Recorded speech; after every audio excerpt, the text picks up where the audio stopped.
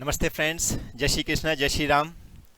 This is CA Dr. Manoj Kumar Gupta, your friend, your best wisher, always helping hand to get your degree, that is CA. Friends, today I again come with new tip number 20. इस tip number 20 का मैंने एक past true copy जो कि कब की है, नवंबर 2019 की FR न्यू सिलेबस की ट्रू कॉपी है, उसके बेस पर मैंने इस टिप का नाम रखा है how to score full marks those are correct answer. I repeat, how to score full marks on those question which you had do correct.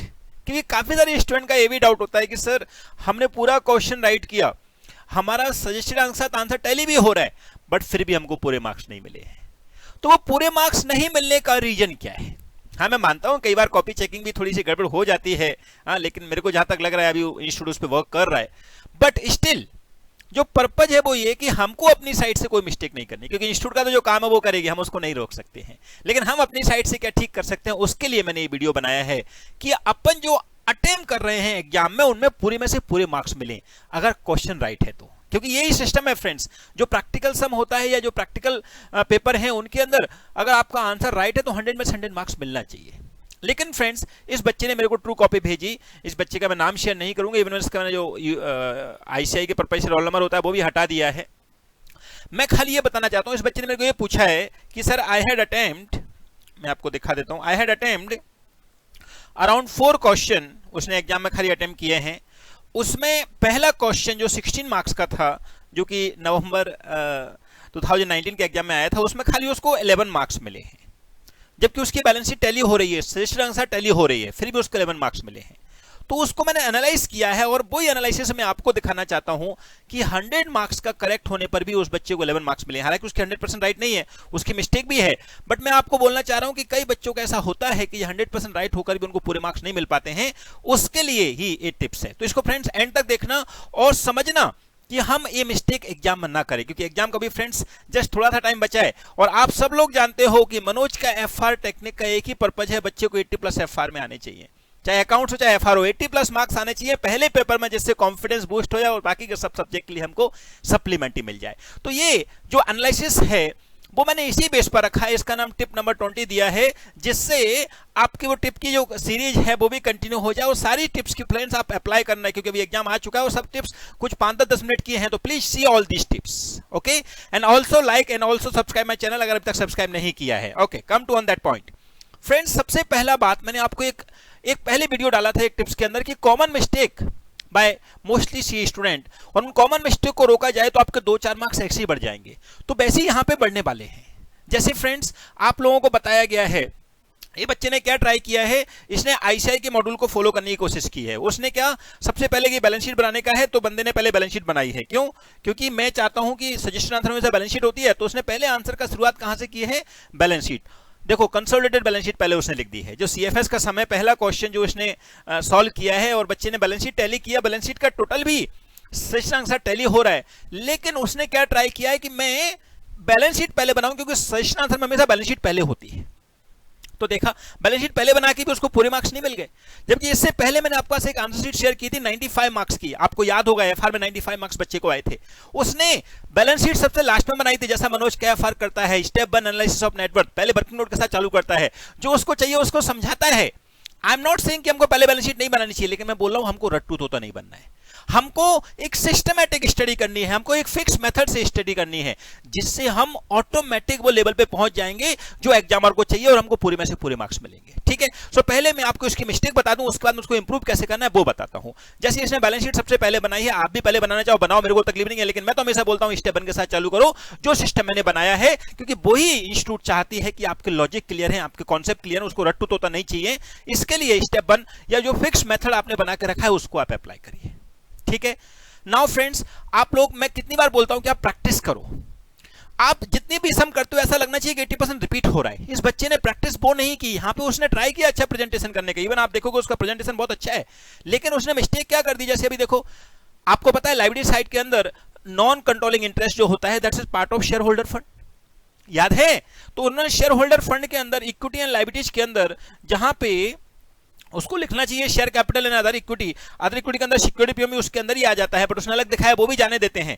लेकिन non current assets, NCI, non controlling interest, वो उसने सबसे last में लिखा है। हालांकि वो amount wrong है, लेकिन रॉन्ग होने के अलावा भी उसका जो फॉर्मेट है एज पर शेड्यूल 3 डिवीजन 2 के अकॉर्डिंग जो फॉर्मेट दिया हुआ है वो उन्होंने अप्लाई नहीं किया। NCI is the part of other equity, means ये शेयर होल्डर फंड के अंदर आता है, लेकिन अदर इक्विटी के अंदर भी नहीं आता। इसका एक हम लोग सेपरेट हेड करके दिखाते हैं, तो वो सेपरेट हेड उन्होंने करके नहीं दिखाया है, part of shareholder fund, right. So ये कॉमन मिस्टेक। दूसरा फ्रेंड्स, मैं हमेशा बच्चों को बोलता हूं कि you should write always answer to question number this in top. अब भाई साहब ने टू ये क्वेश्चन 1 लिखा है और वो भी किस टाइप से लिखा है पता नहीं है, और यहां पे बाजू में ए लिख दिया है। अरे राइट लाइक दिस बेटा, answer to question number 1A in the top and underline it so that examiner can clear कि हाँ भाई इसका आंसर है। पहले तो मेरे को वो 2.1 लग रहा था, मैंने जब फर्स्ट टाइम इस ट्रू कॉपी को देखा मैं 2.1 क्या लिखा है उसने, फिर समझा क्वेश्चन 1 का ये इधर लिखा है। फिर उसने बी का आंसर जब चालू किया तब भी क्या लिखा है, देखो डायरेक्टली ही write B only, he write in top but he write only B. You should write every time question number full बेटा, जो भी क्वेश्चन नंबर यहाँ बी अकेले लिख दिया उससे काम नहीं चलेगा। You should write again answer to question number 1B। अभी 1B को आप यहां पे करो या लास्ट में करो, no problem, but you should mention the number, right.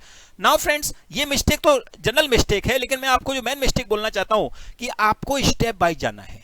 अब कई बच्चे होते हैं जो वर्किंग नोट बनाने में कंजूसी करते हैं। फ्रेंड्स मैं आपको बता दूं कि एग्जामर को मार्क्स ऐसे नहीं देने कि आपको 16 मार्क्स इकट्ठे देने हैं। आप जरा इसको ध्यान से देखो, एक बार इस क्वेश्चन को मैं प्रॉपर एनालिसिस करवा दूं आपको, जैसे सारा कॉन्सेप्ट आपका क्लियर हो जाएगा। आप ध्यान से देखो, उसने हर जगह टिक टिक किया है, जहां उसको ठीक लगा टिक टिक किया, वहां उसको ठीक नहीं लगा वहां उसने कट कर दिया है, लेकिन टिक करके उसने यहां पर 2 मार्क्स अलॉट किए हैं। सी, ये पहले 2 मार्क्स अलॉट हुए, मतलब जो बैलेंस शीट है उसका कोई वेटेज इतना नहीं है कि बैलेंस शीट राइट है तुमको 16 में से 16 उसने उठा के दे देने हैं। बैलेंस शीट के एसेट्स के टोटल का मार्क्स खाली 2 है, तो उसके बैलेंस शीट के सारे आइटम ठीक हैं, एसेट साइड के 2 मार्क्स पक्के हो गए हैं। आगे बढ़ते हैं, यहां पे इक्विटी एंड लायबिलिटीज के अंदर उसने इसके अंदर झोल किया कि नॉन कंट्रोलिंग इंटरेस्ट को उसने यहां पे लिख दिया है, इसको उसने कट कर दिया, देखो ध्यान से उसमें कट हुआ है। सी, और इसके बाद यहां जब 2 मार्क्स उसको लायबिलिटीज के लिए मिलने चाहिए थे, उसकी जगह उसने 1.5 मार्क्स ही दिया है। सी, तो आधा मार्क्स इधर उसका कट गया। तो ये क्या है, ये आप जो बैलेंस शीट बनाते हो, जो बैलेंस शीट टैली होना चाहिए, उसके लिए खाली 4 मार्क्स अलॉट थे, जिसके अंदर उसने एक मिस्टेक किया, उसका आधा मार्क्स कटा है। इंस्टीट्यूट ने उसके साथ जास्ती नहीं किया है, तो इसका मतलब 3.5 मार्क्स उसको बैलेंस शीट के अंदर मिल गए, जो कि आउट ऑफ 4 मिलने चाहिए थे। तो आधा यहां कटा है। ये जो मार्क्स उसके कटे ना 16 में से 11 में से 16 आने चाहिए थे, कितने मार्क्स का था ये? हाँ 16 मार्क्स का ही था। सो जो 11 मार्क्स आए हैं, जो उसके 5 मार्क्स कटे से आधा मार्क्स ए रीजन रहा कटने का। आगे बढ़ते हैं, अब यहां पे देखिए उसने हर वर्किंग नोट पे ध्यान दिया है। जितने वर्किंग नोट उसने बनाए हैं, एंड में उस वर्किंग नोट के अंदर उसने कुछ ना कुछ दिया है। देखो ये वर्किंग नोट पे उसने 2 मार्क्स दे दिए। अब सोचिए, आप एक तरफ असेट्स जितने सारे कॉलम बनाते हो, आप इतने सारे नाम लिखते हो बैलेंस शीट में, उसके 2 मार्क्स और यहाँ पर वर्किंग नोट अकेले के 2 मार्क्स हैं। सी प्रॉपर, इसमें उसको 2 मार्क्स दिए गए हैं इस वर्किंग नोट में। सो इसका मतलब working note is so important compare to your balance sheet. So please, जो आपको मनोज का एफआर बोलता है कि make the working note, make the steps, उनको बनाइए, क्योंकि हर एक स्टेप्स के, हर एक एनालिसिस के, हर एक वर्किंग नोट के आपको मार्क्स हैं, राइट। सो देखिए 2 मार्क्स यहां पे मिले उसको। आगे बढ़ते हैं, यहां उसने वर्किंग नोट नंबर 2 बनाया, calculation of the net set of the Booker limited, जो भी है। सो अब यहां पर उसने टिक टिक किया, जहां पे है राइट राइट राइट, और एंड में यहां पर आ गया तो 579 अमाउंट, उसका 1 मार्क्स उसने अलॉट कर दिया। देखा, सो एक वर्किंग नोट का उसको 1 मार्क्स वापस मिल गया। आगे बढ़ते हैं, वर्किंग नोट नंबर 3, हालांकि यहां पर उसने इतनी जगह छोड़ दी, उसको पता नहीं इसका 2 कॉलम किस लिए बनाए, तो उसने तो उसको वो भी दिखाना चाहिए था, बट एनीवे वो कोई बात नहीं है। बट एक टोटल लगा उसने, उसके मार्क्स दिए उसको। फिर वर्किंग नंबर 3 पे आते हैं, वर्किंग नंबर 3 पे उसने टोटल लगाया 308, यहां पर उसको 1 मार्क्स दिया गया। फिर यहां पे आते हैं 30% ऑफ द, ये जो उसने जो भी एनसीआई निकाला है, जो भी पार्ट निकाला है, उसके लिए उसको 1 मार्क्स दिया गया है। आगे वर्किंग नोट आते हैं, यहां पे उसको 1/2 मार्क्स दिया गया है। फिर एडिशनल यहां पर उसको 1/2 मार्क्स दिया हुआ है। फिर यहां पे उसको नेक्स्ट वर्किंग नोट में 1/2 मार्क्स दिया हुआ है।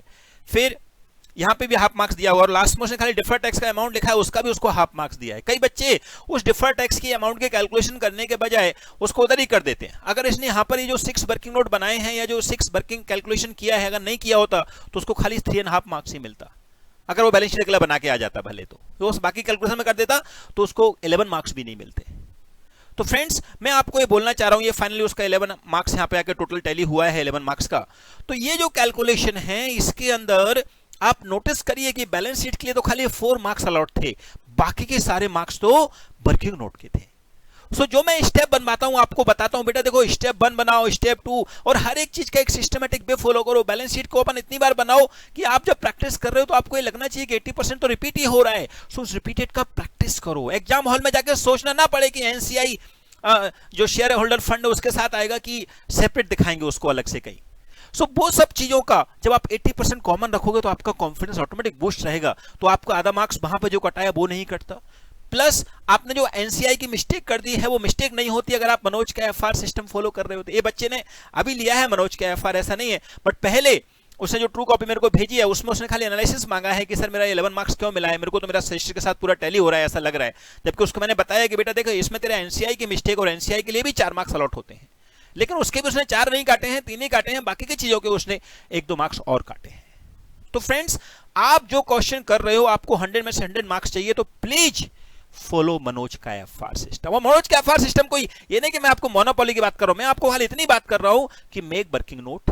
डोंट थिंक कि हमको सजेशन के हिसाब से आंसर लिखना है, हमको रट्टू तोता नहीं बनना है, हमको एक सिस्टमैटिक आंसर लिखना है जो कि हर क्वेश्चन के लिए 80% कॉमन होता है। और उसी प्रैक्टिस को हम करते जाएंगे तो एग्जाम हॉल में जब हम जाएंगे तो उससे पहले जितने भी क्वेश्चन हमने किए हैं, चाहे वो न्यू सिलेबस हो, चाहे वो ओल्ड सिलेबस हो, चाहे वो सी इंटर हो, चाहे वो सी आईपीसीसी हो, कोई भी पार्ट होने दो, जितने भी क्वेश्चन हमने जिस चैप्टर में किए हैं उन सब क्वेश्चन का 80% कॉमन रख के अपनी ऐसी प्रैक्टिस करिए कि एग्जाम हॉल में जाके सोचना ना पड़ेगा इसको समझ चालू कहां से करूं क्या। क्योंकि इस बच्चे ने जो मार्क्स अटेम्प्ट किया है वो खाली उसने अराउंड 50-60 मार्क्स का तो अटेम्प्ट किया ही है।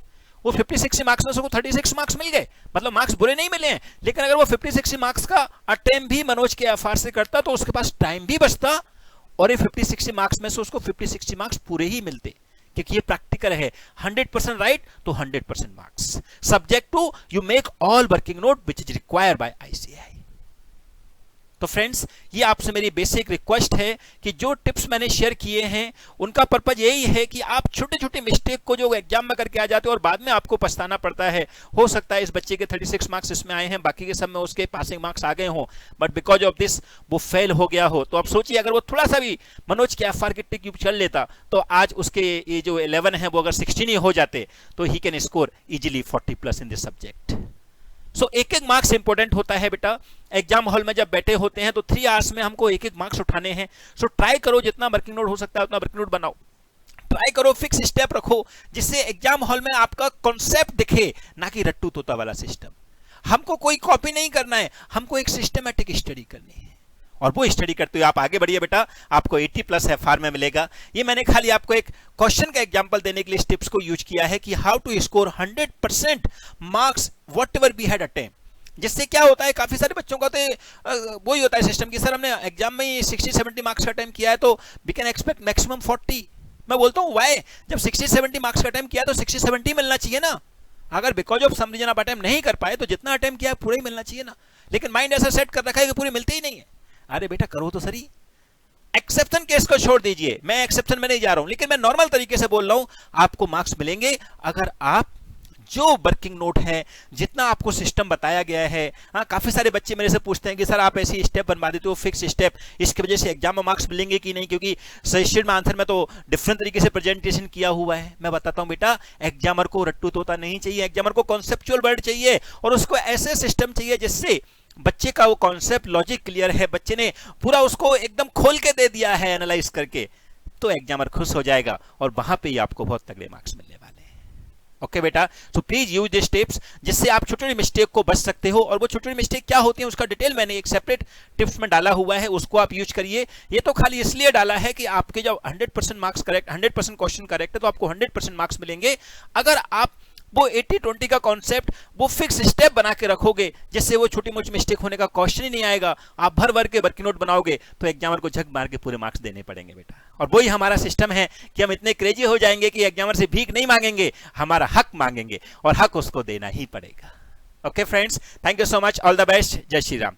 प्लीज फ्रेंड्स लाइक और this video, also comment, and any comment, any doubt आप प्लीज मेरे को शेयर करिए कमेंट बॉक्स में, क्योंकि मैं चाहता हूं कि जो भी आपके इश्यू हो, जैसे ये बच्चे ने मेरे साथ शेयर किया, मैंने उसका एक वीडियो बना के डाल दिया, तो आपको जो भी प्रॉब्लम है मैं चाहता हूं सबका सोल्यूशन सबको दिया जाए। और आप जो छोटी छोटी मिस्टेक करके आ रहे हो या कैनी हाउ आपको 80+ FR में सिक्योर करने हैं और अपने सीए को क्लियर करना है, इस ऑब्जेक्टिव के साथ में आप जो भी कमेंट मेरे को दोगे, I will accept and I will do something whatever I can do for that. Okay friends, thank you so much, all the best, जय श्री राम।